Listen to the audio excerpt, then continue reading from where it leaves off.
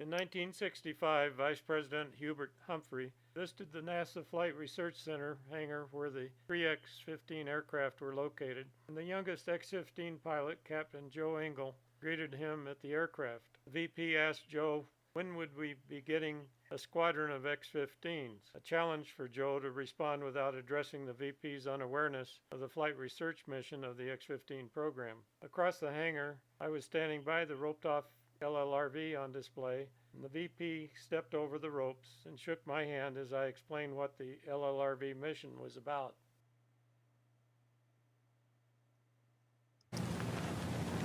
You can see frost on the belly of the airplane there, where it froze due to the cryogenics in the tanks.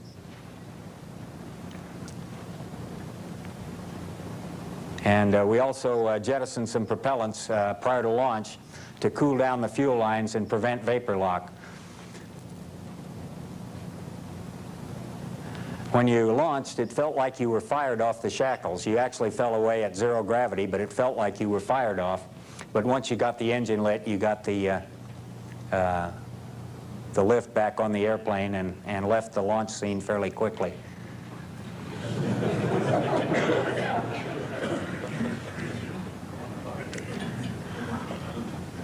It's a photograph from the B-52. Now we're looking down the left side of the fuselage of the X-15. That's the left-hand horizontal tail there, and occasionally you'll see the upper rudder move. The control surfaces wiggle faster than they really did in this movie because it was taken at 4 times real time. The flight path angle was about 40 degrees here on this particular flight. And if the front lighting weren't so strong, I think we could see the shadow of the X-15 contrail on the desert floor in the background.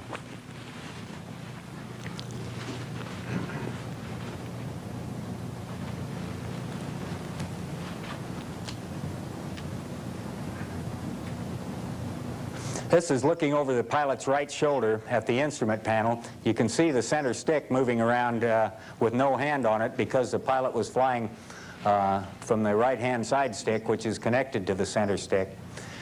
This shows the X-15 going over the top, and I can't really get a feel for how well you can see this. Not very well, I take it.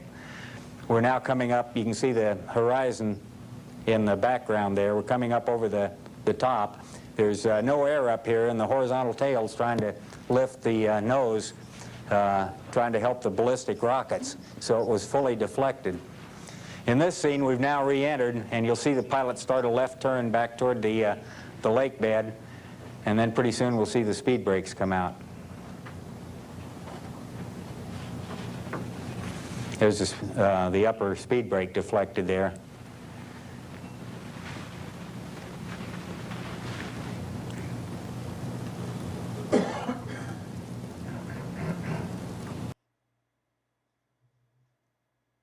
One of my first jobs in 1960 as the X-15 propulsion engineer was to get my head, with only safety glasses and air protection, within 2 feet of the chamber while it was running at 1,500 pounds of thrust. I was to check for external leaks on the liquid oxygen check valve while the engine was running on the test stand. No doubt that would be not allowed today.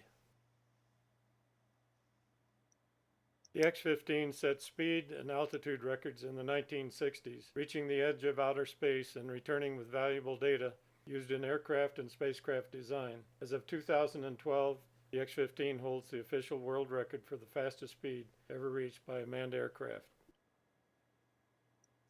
The X-15s landed on aft skids and the nose wheel on the Rogers dry lake bed at Edwards Air Force Base. Normal landing speeds were in the vicinity of 150 to 200 knots. However, an emergency landing made by NASA pilot Jack McKay on November 9, 1962 on Mud Lake in Nevada in X-15 number 2 was due to the rocket engine failure at launch at between 40,000 and 45,000 feet from the B-52 mothership. The landing was made at 257 knots without flaps as they failed to operate. Then one aft skid landing gear failure followed by the nose gear failure on touchdown caused the aircraft to dig a trough in the lake bed, traveling broadside and then flipping over. Luckily, Jack jettisoned the canopy as it was rolling over. The helicopter hovered over the wreckage, blowing the ammonia fumes away to enable the rescue crew to extract Jack from the cockpit. Luckily, no fire resulted from the crash. Jack's spine was compressed 1 inch from the hard landing, but he still flew 22 flights after the accident.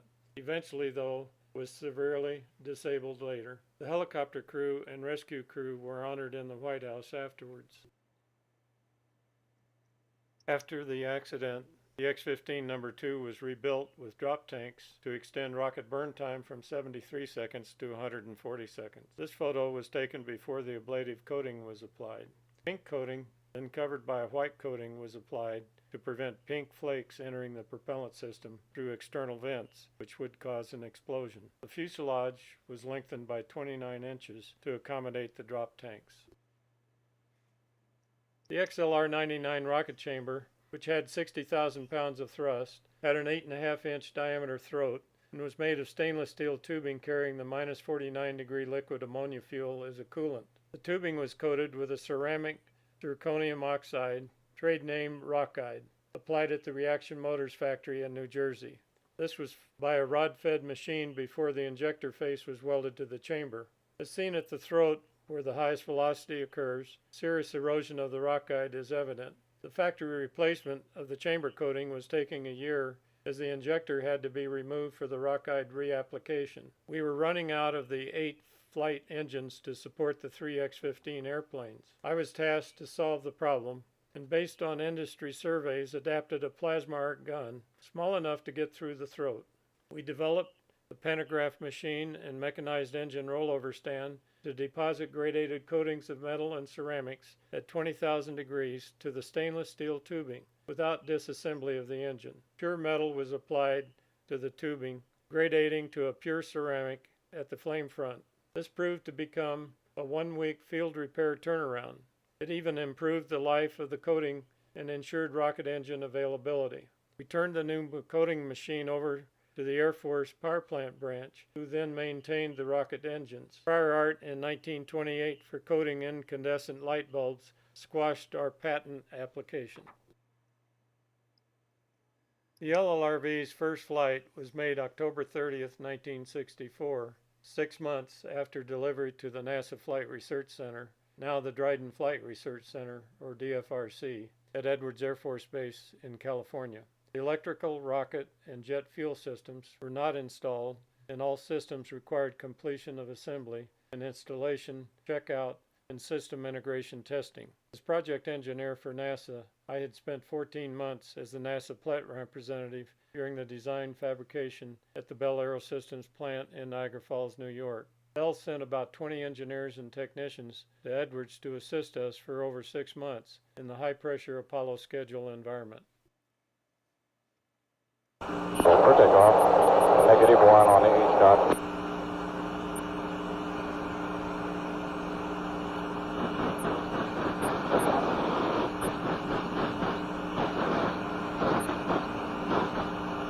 Hands off for your balance, 15 feet per second. He has a beta. I'm hovering at 99%. Local vertical. Local vertical. Altitude's approaching 100. Left side, I think that's 30%. Okay. There's about a 9-degree crossing. Okay. Climbing. Balance is good. Thank you. And the wind is reading 25. Clear for landing simulation. Okay. This altitude is 300. Here's 2 minutes to DP4, 50%. Thank you. Approaching 40% roll. Okay. Crosswind. Okay, lunar sim switch is on. Camera's on. Okay. Proceed. Speed should drop off now then. Sorry. Okay, now I'm showing a crosswind here of some magnitude. It should be coming forward now. Okay. Showing 32%. Okay, everything looks good. Auto throttle looks good. Okay, gimbal lock is off. Airspeed is yellow way up. Okay, on back. Airspeed drops below 30. Descent rate's 10. Altitude's 200.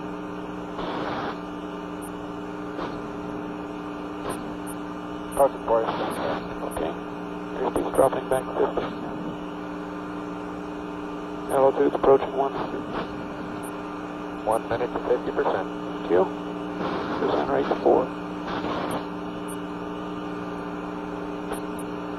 Altitude's 100, descent rate's 4, airspeed's 5.